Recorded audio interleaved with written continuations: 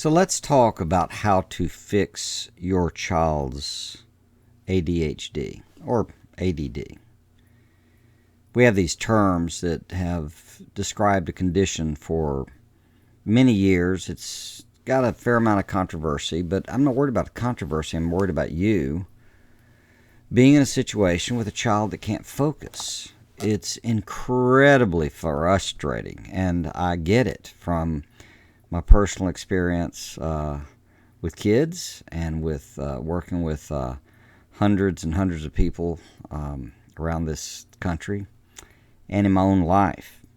I guess what I want to do is, in telling you how to fix your child's ADD or ADHD, what you need to begin with, if you don't mind, is why you might want to trust me.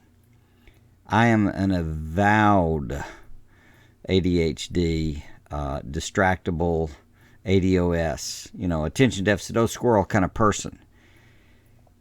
I was talking to a parent recently who was describing their child as a great procrastinator. Now the child's 10.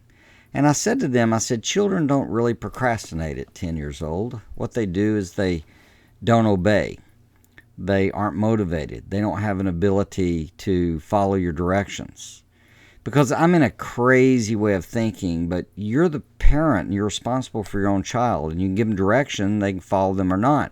Well, ADHD and ADD, these focus things present a dramatic problem for us because we feel helpless. We give them medication, but the medication doesn't quite completely work, like we're finding about most of these neurochemical cocktails. They do something, but it's unclear how much, because there is a game in play where the individual has to work too. So what I know that you want is your child to have some measure of self-mastery, not a great focus king or queen, but the ability to grab their own soul and bring their attention on something long enough to do what they need to do. That's what you need. And I'm going to tell you really quickly how to do it. What you need is 4 simple things to sort out. One is neuroplasticity, another is motivation, another is uniqueness, and another is expectations. So real quick, neuroplasticity, it means the brain can grow and develop. It's not locked in.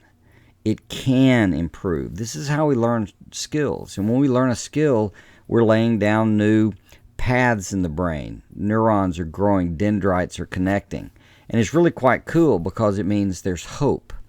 And having had a child with cerebral palsy, this was a hope for us, that he could make new connections to operate his body in fresh ways. And it's exactly what the neurologist, the specialist, told us.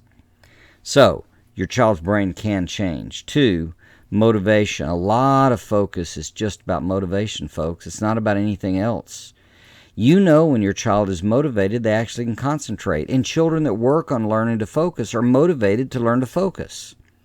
So catching on to that fact that motivation brings energy into the game, and that can overcome this distractibility. In fact, the distractibility means they're motivated towards other things.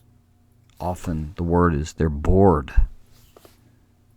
I testify to that as a former and recovering ADHD. 3rd is their uniqueness. Some of this is about your child's uniqueness. If God put in your child to wiggle and you tell them to sit still, who's going to win that debate? Some people are made dramatically and powerfully to notice things going around them, to interrupt themselves, to be able to rush outside and run and be athletic. Some people are made for emergency rooms where they can take in a moment, an exception that's going on. Some people are made for incredible focus. A lot of this is about the uniqueness of your child and helping him or her find their place in this world. But what finally goes into it is your expectations, and it goes with the uniqueness thing. It goes with motivation. It goes with neuroplasticity. And if your expectations are what the world has been telling you, that every child, rather than being on a bell curve in terms of focus, your child should focus as well as anybody on the planet, then you're missing the uniqueness of your child. It is a special gift, and you want to bring that challenge in range to where it's not hurting their life. You don't want to turn them into a incredibly, but perhaps medicated, focused person. You know what you want? You want that person, that child, to thrive in this world.